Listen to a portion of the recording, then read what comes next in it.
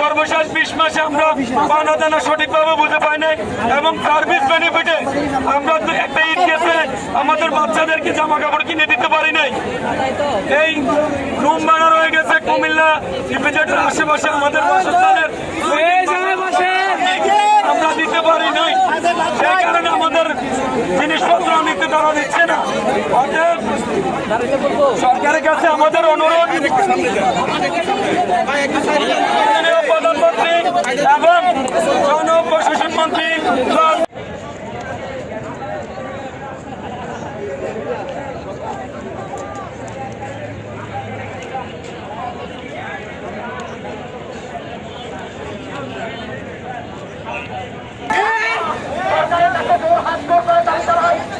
এই ব্যবসার লোকদেরকে প্রতিহত করতে হবে। তাদের কারণে আজকে আমাদের এই শ্রমিকরা অবহেলিত অবস্থিত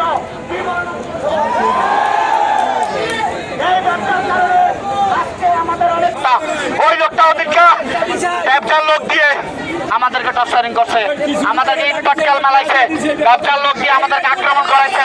মালিক পক্ষের লোক ছিল, বাহিরগত লোক ছিল, ব্যবসার লোকের। আপনারা সাংবাদিক ভাই আছেন, মিডিয়া প্রেস আছেন, আপনারা সরকারের কাছে পর্যন্ত সম্প্রদায়ের শ্রমিক ইউনিয়ন সবাই মিলে আপনারা যে দায় দিবেন।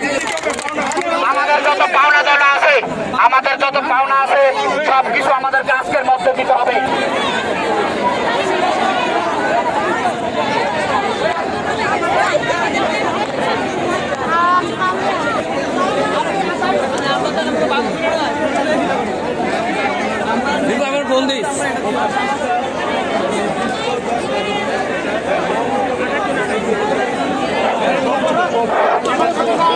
আমরা দাবি আজকে ভাওনা দানা ক্লিয়ার করে দেখছি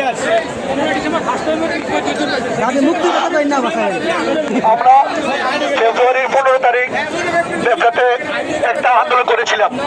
ওই আন্দোলনে আমাদের 20-30 জন প্রতিনিধি দেবঘাট জিএমের সাথে কথাবার্তা চলছে প্রায় 1 ঘন্টা।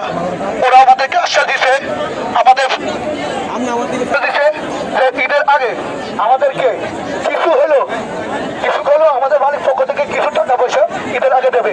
আমরা ওই আশ্বাসে ছিলাম, কিন্তু পরবর্তীতে আমাদের মধ্যে কিছু সিনিয়র কালফিট প্রায় 30 জন ব্যবসা সহায়তায় তারা কোম্পানি থেকে টাকা নিয়ে এমনকি ইস্তফা দিয়ে আসছে, তারা আন্দোলন করবে না, তারা এখানেই এই আন্দোলন সমাপ্তি ঘোষণা করছে। আমরা